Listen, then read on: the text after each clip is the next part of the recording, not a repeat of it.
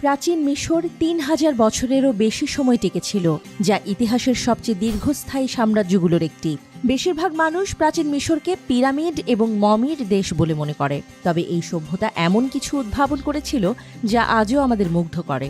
শত শত দেবতার পূজা করত তারা। পিরামিড এবং এমন দুর্গ তৈরি করেছে যা এখনও স্মৃতিস্তম্ভ হিসেবে প্রাচীন মিশরের ঐতিহ্য বাঁচিয়ে রেখেছে। তাদের সাংস্কৃতিক উন্নয়ন, বৈজ্ঞানিক আবিষ্কার এবং রাজনৈতিক ঘটনা আজও আমাদের জীবনকে নানাভাবে প্রভাবিত করে। প্রাচীন মিশর ছাড়া আমাদের জীবন খুব ভিন্নই হতো।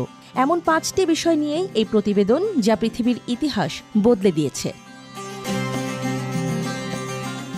খ্রিস্টপূর্ব ৫,০০০ বছরেরও আগে নীল নদের ২ পারে গড়ে উঠতে শুরু করে মানুষের বসতি। কালক্রমে সেটি হয়ে ওঠে প্রাচীন পৃথিবীর প্রধান এক সভ্যতা।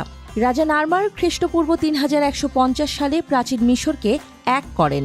প্রাচীন মিশরীয়রা তাদের মূল্যবোধ এবং সাংস্কৃতিক কর্মকাণ্ডে অনন্য হয়ে উঠেছিল।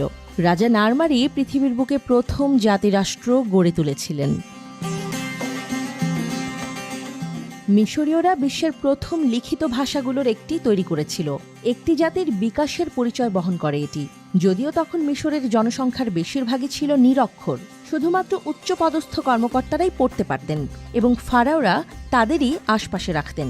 তীক্ষ্ণ নজর রাখতেন যাতে করে সিংহাসনের প্রতি তাদের কোনো লোভ তৈরি না হয়। মিশরীয়দের বিভিন্ন গ্রন্থ বা দেয়ালচিত্র লেখা হয়েছিল দুর্বোধ্য চিত্রলিপি হায়ারোগ্লিফিকে।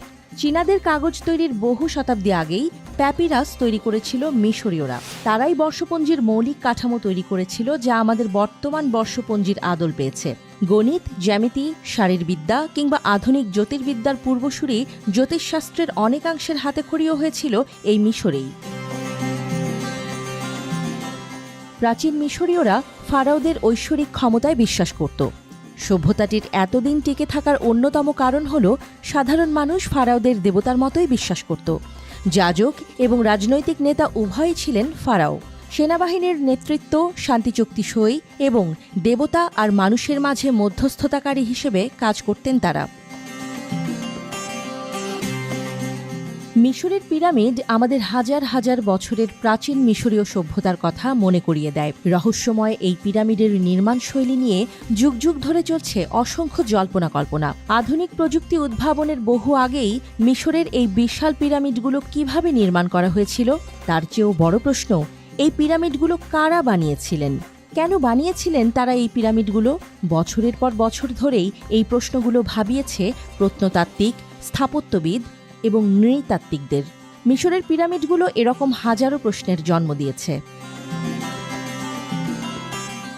প্রাচীন মিশরের সবচেয়ে বিখ্যাত রাজা তুতেনখামেন মাত্র ৯ বছর বয়সে ফারাও হন এবং ১০ বছর রাজত্ব করার পর মাত্র ১৯ বছর বয়সে মারা যান।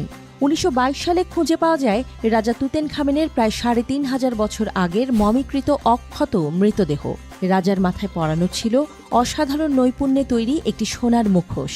মমির ওপর ও কফিনের ভেতর পাওয়া যায় প্রচুর হীরা জহরত। মিশরের যত প্রাচীন সমাধি পাওয়া গেছে তার মধ্যে সবচেয়ে সমৃদ্ধ হল তুতেনখামেনের সমাধি। এই সমাধির আবিষ্কার বিশ্বব্যাপী আলোচিত হয়। নতুন করে লেখা হয় প্রাচীন মিশরের ইতিহাস।